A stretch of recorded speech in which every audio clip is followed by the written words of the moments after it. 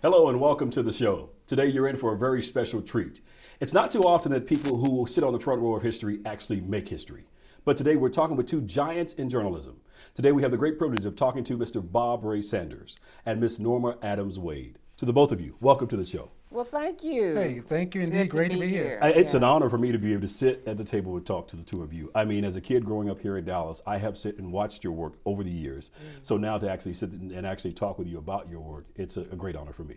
Well, we're honored to be here. Absolutely. Thank you. Absolutely. As we get into this, Bob, of course, we got to have the ladies go first. Yeah, of course. I mean, she's the legend. Absolutely. Can we sign a contract to that effect? Okay. I vow. A true journalist talking about the contract. Contract right away. Norma, let's start with you. I mean, you were born and raised here in Dallas. Absolutely. Let's talk about what it was like growing up in the home of Norma Adams Wade. Parents, very protective, loving parents. I grew up in South Dallas. Some people call it the ghetto, but to me it was just a very protected community. Very close knit, knew all the neighbors, and you know the old story. Everybody looks out for everybody's kids, and that was my world. And my bedroom was even a smaller version of the world, but the difference was the books that I would bring home to my bedroom, and from the sight of my bedroom and the books, I was in the entire globe. Man. And so that was my experience growing up in South Dallas, small, low-income community.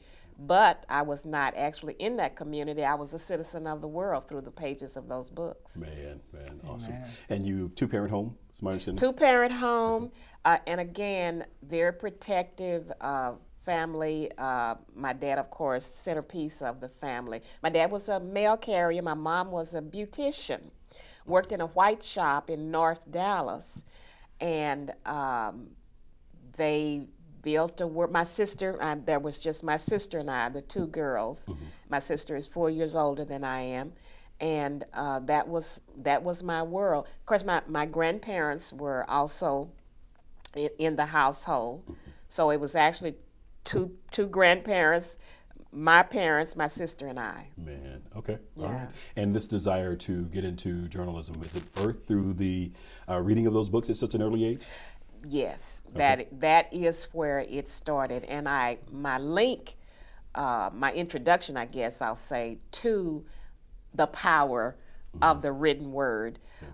Started in 4th grade. I was assigned to do a project, and I went to the library, and this librarian handed me this book, Robinson Crusoe. And I read it, and it just captured me because of the adventure, the exotic world, island and adventure and what have you. And I read that, and I thought, there's something here. And it just really opened my eyes to adventure and how the words on those pages could take me to another existence. Yes. And this librarian kept handing me books, as you know, as our relationship grew close. And I kept up with her years later. And all of these books just opened this wide universe to me. But it started in 4th grade with a library assignment. Yeah, that's awesome. Bob, I want to now come to you. Let's talk about what it was like growing up in the Sanders home in Fort Worth. I mean, Yeah, well, first of all, I'm the last of 11 children. 11 children, and the last of 11. Yeah, my mom Man. and dad. Yeah, my mom and dad. It actually was 12. There was a son before me who died about 2 days after he was born. So I always say 11, but my older brothers and sisters say, no, you're the last of 12. Yes. And Baker's Dozen. oh yeah, it was amazing because we grew up too. But my family goes back 150 years in Fort Worth, in Tarrant County. Really? So we have a long history there. And because I knew that my parents, who were also landowners, were also taxpayers, and growing up under Jim Crow, all the things that we couldn't do, you know, the segregated schools, the back of the bus, all of that stuff under Jim Crow, and knowing that even though my parents and my great-grandparents had paid for parks and schools and all that, we were relegated to segregated schools, and of course, couldn't go to the zoo except one day out of the year and that kind of thing. So, but like Norma, you know, I mean, growing up, I mean, our household was just filled with wonder because my father was one of those people at the breakfast table, at the dinner tables, particularly on lunch On Sundays, I mean, it was a debate room, and you know, and we discussed issues of the day. Man. And my father often took the opposite side. And in fact, to this day, I don't even know who he voted for, whether it was Kennedy or Nixon, but I can remember having those debates. But it was a civil rights movement.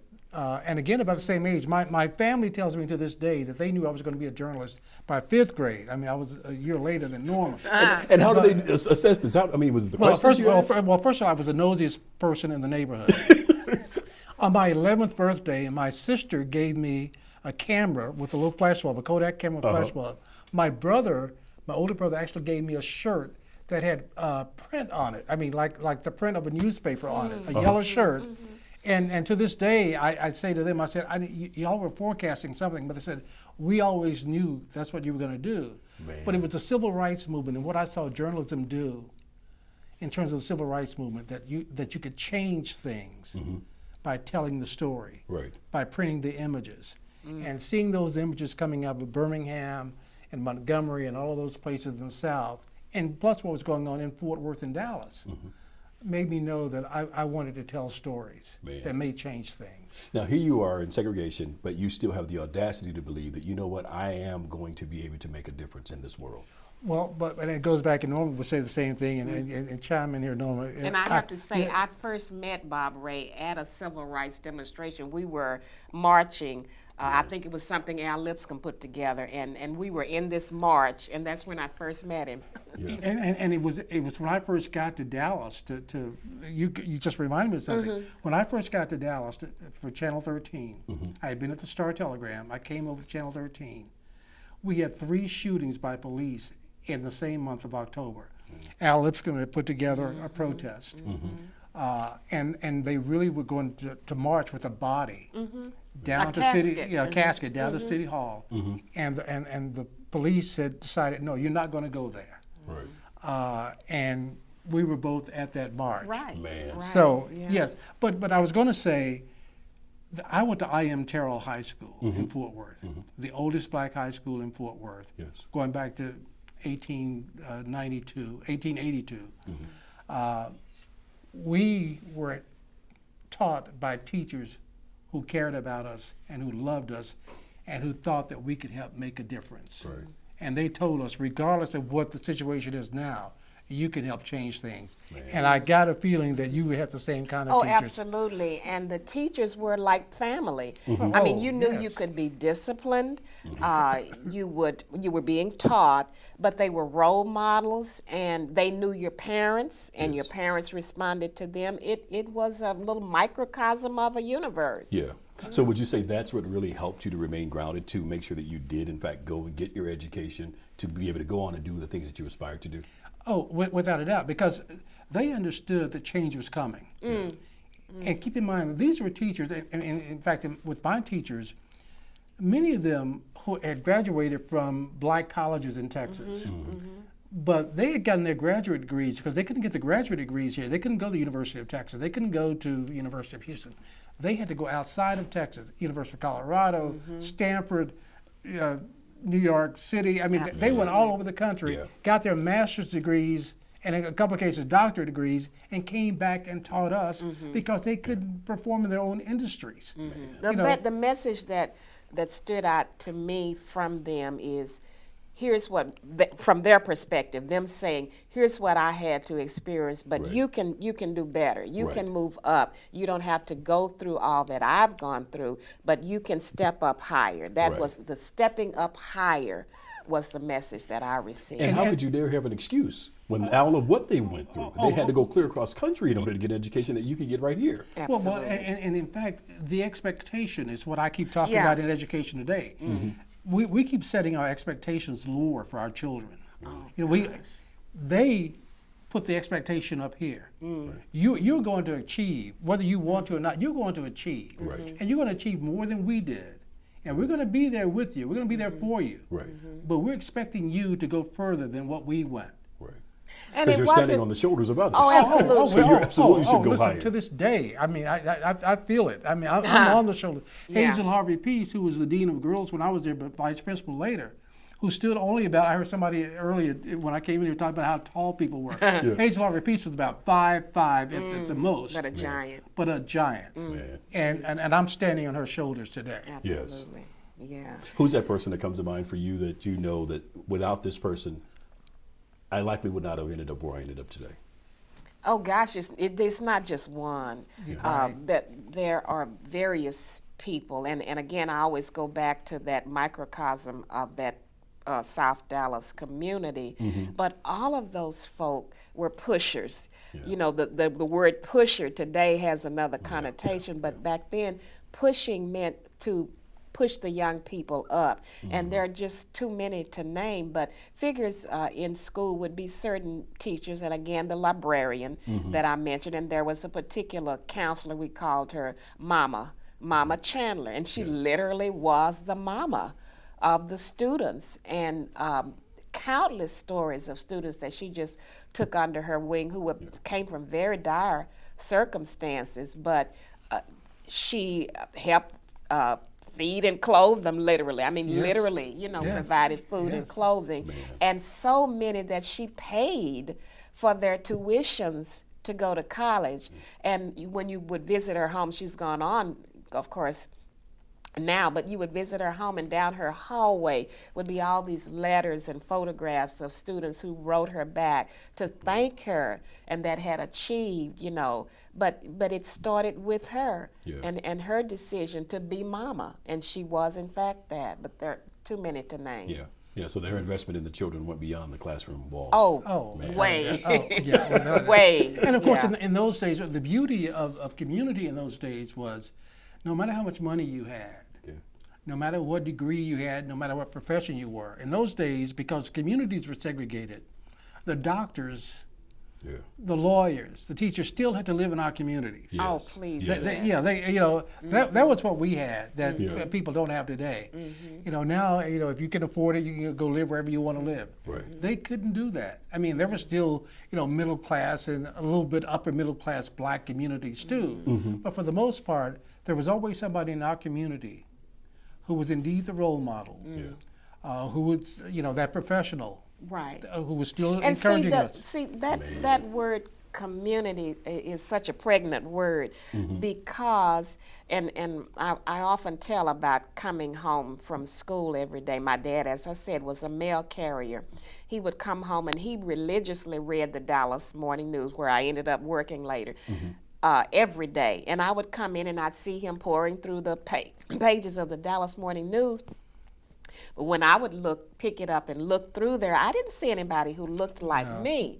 My dad's sitting here reading this newspaper, which is supposed to be talking about the people and the happenings in the community. I didn't see my community, the doctor, the teacher, the minister, the guy who owned the little storefront down the street. Honorable folk with raising these families, you know, neighbors who were mother and father figures to me, living honorable, honest, hard-working lives, you know, and supporting and sending their kids away to school with very meager funds. There are stories, weren't in there? You know, where's Mr. Thompson? And in fact, I mean, at the Forest Star Telegram, I mean, and of course, it's the paper I love today. It's the paper I began my career, as Norma did at the Dallas Morning News. But they had a policy. They didn't print pictures of black people. They didn't tell stories of black people. And in fact, when I told my father that I was going to college to major in journalism, his first question was, "Where are you going to work? Where are you going to work? I mean, why would you major in waste his time?" And again, you know. So you can imagine the first week that I was at the Star Telegram, I ended up having a front page story in the paper. It just turned out that way. So you can imagine, because in those days, I mean, the only time a black person got his picture in the paper was if he had killed a white man or raped a white woman. Exactly right. Basically. Exactly right. And so you can imagine that first day my father picked up the newspaper, and there is not only my name, but my picture on the front page of the paper. He spent half the day calling the neighbor saying, "Yeah, that's him, but he didn't kill nobody." No, he didn't rape no white woman. He wrote the story. So I'm exaggerating a little bit, but that's close. No, that's not close. much. But I mean, but I'm What's saying- your moment? Not much. No, it didn't happen. In those days, for example, in the South, the Associated Press, even if Joe Louis were fighting or whoever, catch play, if they were fighting and they had knocked out a person, the Associated Press sent out 2 photographs. One for the papers in the North, showing the knockout. Another for the papers in the South, showing at least the white guy swinging at the champion who knocked him out. Yeah. Because they could not show the knockout picture on the front page. They wouldn't run it. Same thing with some of the networks. Okay. So I mean, that's what we were dealing with when Norma and I came into the business. We were still dealing with those attitudes. Oh, yeah. Which is one of the reasons she and I early on started fighting, trying to get more people into the business. Right.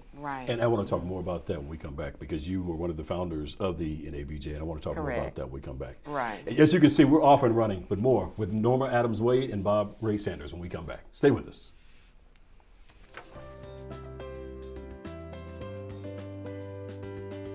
Hi, I'm Dominique Howell with Howell Consulting Group, a Dallas-based boutique consulting firm focused on helping healthcare organizations optimize their revenue cycle operations. I know that we are going through a huge game changer in healthcare. So CFOs, if you are in need of a healthcare consulting firm to help you optimize your revenue cycle, help with your cash acceleration project, or manage the impacts of ICD-10, please consider Howell Consulting Group. Our contact number is 214-760-1211.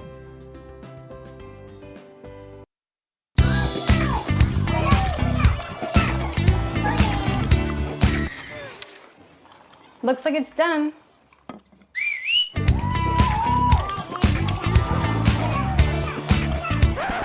Don't let salmonella get funky with your chicken. On average, 1 in 6 Americans will get a foodborne illness this year. You can't see these microbes, but they might be there. So learn the right temperature to cook each type of meat. Keep your family safe at foodsafety.gov.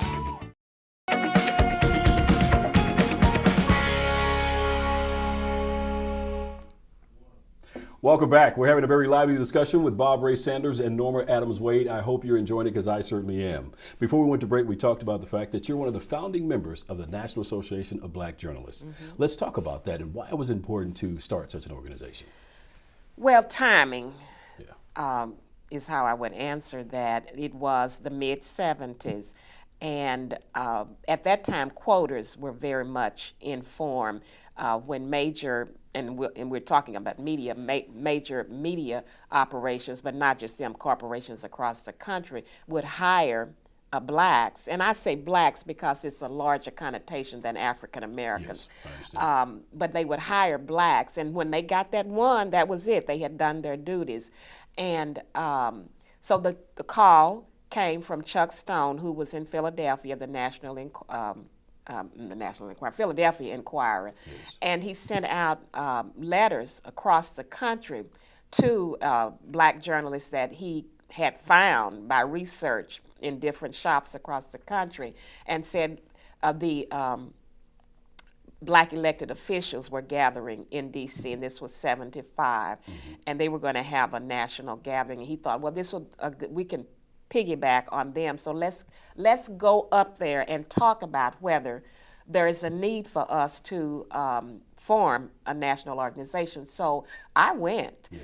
And different ones across the country went, and as it ended up, 44 journalists from across the country ended up being the founding members. But we talked about it, and it was unanimous. Yes, we need this because, again, we had gone through the 60s, just about everybody, those experiences that Barbara and I talked about. We had gone through those experiences, the Watts riots in the mid-'60s, and then that publication that was done by LBJ to assess why these riots happened. And as a result of that, inquired that national study, it was decided that yes, there was a need for a major media to bring more people of color in, and so we organized, and we wanted to improve media for blacks. We wanted to improve education. We wanted to advance, be able to help us advance in our various shops. And so we had, we were there for passionate reasons, and there were gut emotions involved in this organization, because we shared such experiences of isolation in our different shops. I know at the morning news I would go through a week, and I'm a very spiritual person, so church is one of my foundations, and I would go to church on the weekend, and it would help me to undergird myself to go back to the battlefield, which was professional job. And so that was my foundation, that was my rejuvenation. But it was like an old camp meeting at this founding meeting, because we all had that same need, that same shared experience. One person's story sounded just like the next person's story, but it was a national experience. Yeah. Well, you weren't at the initial meeting, but you got right in there 2 weeks later. Well, yeah, of course. That's coming to you. They came right away, because as it turned out, it was three. I mean, of the one in Dallas Fort Worth, it was Norma and 2 or 3 other women who had founded, Paula Walker and some others. Deborah Martin, Ruth Allen, Allison. Ruth Allen. Yeah, right. I mean, and again, they were all the ones who, I mean, there was one in every camp. Norma at the Dallas Morning News, and I think, I don't know where Deborah was. Deborah was at Times Herald? Well, she came to the Morning News, but she came from somewhere up north here. Okay. But what Norma alluded to, the LBJ had commissioned the Kerner Commission. Kerner Commission, absolutely right. And what they had discovered was, yes, there was racism in America, which we all knew, but they indicted the media. The media, which was telling the stories about racism, was in fact racist. Yeah, they were racist, and they said it clearly, and we took that on. And what we had to deal with was, even in our own shops. So at the Star Telegram, by the time I got there, we actually had 3, which was 3 times more than anybody else. Because most had none. And at the most, the others had 1. So. But and we were all from Fort Worth and that kind of thing. But what we had to deal with right away, and that's what I got involved. How do we integrate these newsrooms, newspapers, radio, and which we always forget about radio, because in those days, a couple of black radio stations. But in terms of the news, you had all white people doing it. WFAA, and I can remember dealing with Marty Haig and the people over at WFAA who had 4 white men doing the 6 and 10 news. And we went to them and said, this is wrong. I mean, at least have somebody of color in there. Yeah. And so we had those kind of fights. But we also did, and I don't know if you were, I know you will remember, because we were in those workshops together. We said, well, even if they have all white newscasters, even if they don't do what we think they ought to do, we need to teach the black community how to get news into those pages. Without committing murder. That was the name of the workshop. How to get in the news without committing murder. And we did those on Saturday. I mean, it was all-day workshops, or at least a half-a-day workshop, where we brought in the community leaders, and we told them how to write press releases. We had names of contacts. And what we did with the media, who always said, we don't know any, we can't find any. Well, we were in contact with many all around the country. Offer up people. Yeah. So we had a list where they said, we can't find any. Here you go. Here's 50. Here's 50 that we can tell you right now. Not that we wanted people stealing from other people, but there were plenty of people in smaller markets who wanted to be in larger markets and that kind of thing. So, I mean, it was a very active organization. And of course, Norma was at the forefront of that. And the reaction from the community when people like Iola Johnson started being seen on the news, delivering the news. And I can remember more than one person in the community telling the reaction from within black households. Mama, come here, there's a black person giving the news. It was a phenomenon. Right. And the community just really responded to it. Right, but that didn't come out of the goodness of their hearts. It came out of pressure. Absolutely. And this organization, the National Association of Black Journalists, we call ourselves Black Communicators locally in those days, because we wanted to include more than just the quote journalists. We wanted everybody in this business, you know, because we were too small to start segregating ourselves from, oh, you're a newsman, but you're a cameraman, and you're this and that. No, we're all journalists, so Exactly. we're in it. So, And like you said, you were doing the workshops to empower everyone to be able to help tell the story. oh, without a doubt, Man. and we were successful at that. Yeah, absolutely. Yeah, and without it's still to this day, it exists, and it's doing quite well. And I remember at that our first meeting, national meeting, after we decided to form the National Association of Black Journalists, we had the first national convention in Houston, and there were about 62 of us sitting around a horseshoe table, and now there are several thousand. And that is the fulfilling reaction to that, is that from that little small group who were test tube babies, so to speak, you know, thousands have come, and hopefully thousands more will, which is our goal. Yeah, absolutely. But let me add this quickly. There are a lot of people, and there were those days too. I mean, as they came in, they didn't want to associate with this organization. They thought they had made it on their own. They thought that they were, I mean, and some of them perhaps had. But my thing is, nobody makes it on their own. Absolutely. Okay. No, it took someone to open that door. And luckily for those of us who were here early on, we were not the type who wanted to get inside and close the door. Yeah. Yeah. Yeah. We want to get inside and hold the door open. Sadly, there are people who do want to get in and close the door. And what we found out early on, because I was on, I chaired the committee. We were both board members at the time. I chaired the committee on, you know, trying to get people into these organizations, you know. But there would be people, and had high-profile positions, who would say, no, we don't want to be a part of that. But as soon as they got in trouble, and they always did. Absolutely. And they always did. Clockwork, you know, I clockwork. mean, because of the racism, because of their own, whatever, they got in trouble. They came knocking. Yeah. Let me call to get some help now. Oh yeah. From the same people I didn't want to associate and with. for the most part, we were there, you know, Yes. except in a case or two where there were people who just didn't do the right thing, you know, and brought something upon themselves. I like to tell young people, and I don't want to jump the gun, but I like to tell young people who are aspiring to this profession, one thing you need to remember once you come in, it's not just about you. That thing that Bob Ray was talking about, the message that I want to get out there is, come on into the profession, but it's not just about you. It's not just about you climbing up the ladder and you being a success. You got to bring somebody behind you, and you got to remember whose shoulders you're standing on, because people fought to open this door, and you owe it not just to your career, but you owe it to Grandmama and Uncle Sam, Uncle John and Aunt Sally, you know, the people who really struggle to put you in a position where you can enter this profession and move up. It's not just about you, so don't just get in here to make your career. Remember, it's a larger picture. Man, I love that. Let's talk about that. What are your thoughts regarding journalism today? And when I turn on the news and the lead story is about some celebrity getting a divorce, I get sick. Join us next week for more of my conversation with Bob Ray and Norma here on The Chris Howell Show.